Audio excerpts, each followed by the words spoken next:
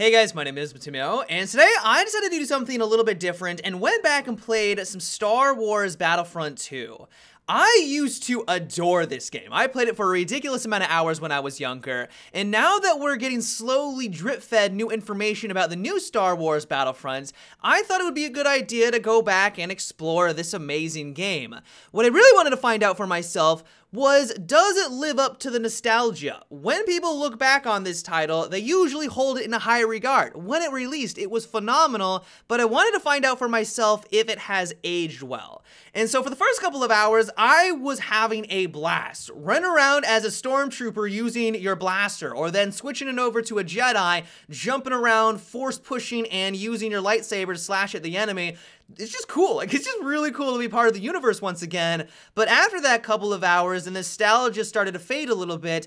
That's when I started to notice some of the problems. One of the biggest things is that while there are a lot of classes to choose from, this is one of the great things about Battlefront, is that each class does feel distinctive from all of the others. When you play as one of those classes for an extended period of time, you start to realize that the gameplay and the combat is a little shallow. The Stormtrooper, for example, the bread and butter of any battlefield, you have your primary blaster, and all you really have to do is point and click at the enemy, and the weapon is going to do pretty much all of the work for you. There isn't any recoil that you have to compensate for. There is the overheat mechanic. That is one thing that you have to watch out for. If you hold down the trigger for too long, your weapon is going to overheat, and that's going to cause you to reload, so you do have to watch out for that. But for the most part, you keep your reticle over the enemy, and that drone out in the distance is going to die. Like, there really isn't a lot of depth there. You have to remember that this game is nearly a decade old at this point, and while it was amazing when it first launched, and I would even argue to this day it is still a solid shooter, we as gamers over this last 10 years have grown to expect certain gameplay mechanics and variety when we do pick up a new first-person shooter. Battlefield 4 is a prime example of this. They have nearly over 100 weapons, and we crave more of them. The new Weapon Crate DLC, everyone wants it. Everyone wants to get their hands on these new weapons because it adds in new dynamics. It adds in a different variety of gameplay.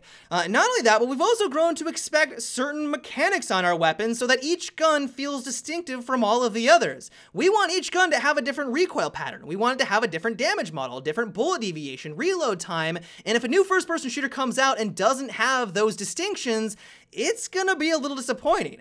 And while I'm not saying that I want the new Star Wars Battlefront game to be a reskin of Battlefield, like, do not get me wrong, that is not the direction that I want them to go. I want each game to feel distinctive. What I am saying is that all of those people out there that are claiming that they want DICE to make an updated graphical version of Star Wars Battlefront 2 would be disappointed by the gameplay. They would realize that yes, there is that nostalgia, but the gameplay itself just does not stand up to the test of time. Like, we've grown to expect certain things, and while it's still enjoyable, I've had a lot of fun over these last couple of hours, I would notice that if they did basically just update the graphics, that I myself would be disappointed. I think a lot of people would be disappointed by that product. One thing that it has got me really excited about, though, is how they're going to implement the hero characters. I want to play as Obi-Wan. I want to play as Darth Vader, but I'm interested to see how they add it into the game. Right now, when I play it as instant action, basically, if you do really well, you get a lot of kills, you have the option to jump in as a hero. The heroes are flat out overpowered. They're meant to be overpowered. They're meant to be amazing, but I'll be interested to see how DICE goes about adding them into this new Star Wars Battlefront. Is it going to be a battle pickup system like what we have right now in Battlefield 4, where if you see a lightsaber down on the ground or a helmet, you will all of a sudden turn into that hero character? Or is it going to be literally whoever does the best on your team, then they would have the option to turn into Darth Vader? Personally, I really like the battle pickup system. I always like having side objectives. If you have Conquest, for example, if there is a Conquest variant in Star Wars Battlefronts, you have your main objectives, and of course you want to hold them for your team because that's going to push you one step closer to winning that round, but you also have the option to go for the side objectives. I'm assuming the hero characters are going to be really powerful, very powerful, and if your team is able to control these side objectives, you're more likely to hold on to the main objectives, and that might be one way for you to get the victory. Of course, only time will tell. DICE is going to be the deciding factor here, and maybe they will come up with some really interesting way of getting people to join in and out of these hero characters, but I can't wait to see how they handle it because I really just want to play as Darth Vader and all of these really cool iconic characters.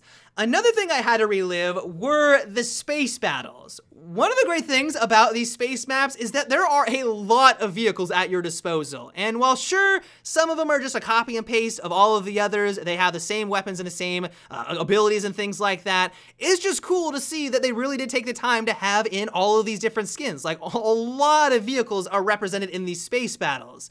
That said though, when we get down to the nitty-gritty details of the gameplay, it kind of turns into a hot mess. What I remember, and this was pretty much verified when I was playing, lock-on missiles were a serious issue. And while I think you did have the ability to dodge them, you could get away if you're really skilled. Maybe I just wasn't good enough, and you guys will let me know that I'm a terrible player, but it was one of the main reasons why I avoided space battles in general when I did first pick up this first-person shooter a long time ago. I can also see why this would be a little bit of a justification for why DICE didn't add it in the upcoming game. That said though, I feel like they should have just tried to improve upon it and made some amazing space battle combat. In my opinion, space battles is going to be way easier to balance compared to aerial combat on a planet. The problem with having jets in Battlefield, for example, is that you can't hide from the jets. Like, if you have air superiority, which we've had in Battlefield 3 and in Battlefield 4, it turns into a hot mess, much like I think in Battlefront 2, because there's nothing to hide behind. If you get locked on, and you're gonna get locked on constantly, you can't go behind a mountain because there isn't any mountains. You can't hide behind anything, and so basically as soon as you activate your countermeasure, you're gonna be dead the next second later, being bombarded by a million different lock-on rockets. The things about space combat though, and really what I think that they could have improved upon, was that you can have a lot of objects on these maps. You can have asteroids, you can have giant ships floating through that are unmanned but just act as barriers. You can have a wreckage. You can really go all out there, and that was something that I was really hoping that they would be doing in the upcoming game, and I'm just disappointed that that's not the direction that they're heading. I still think the aerial combat is going to be a lot of fun on a planet level. I still think you're going to have a lot of fun in your TIE fighters and X-Wings, but I just think it would have been the cherry on top if they could have gone the extra mile, had in these awesome space maps with a lot of different objects in there to break up the gameplay and break up the line of sight and get that true combat experience that I know many people were hoping for in space combats. But overall, I have had a ridiculous amount of fun going back and playing this game. Yes, it has its issues. Yes, its map balance may not all be that great. It hasn't aged as well as other games out there, but it gives me hope that DICE is going to be able to deliver, because I really want another amazing Star Wars game to play.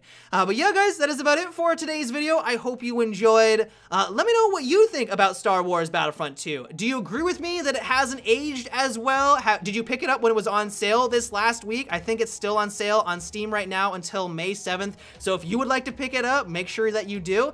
Let me know what you guys thought down below. Until tomorrow, have a good one and take it easy.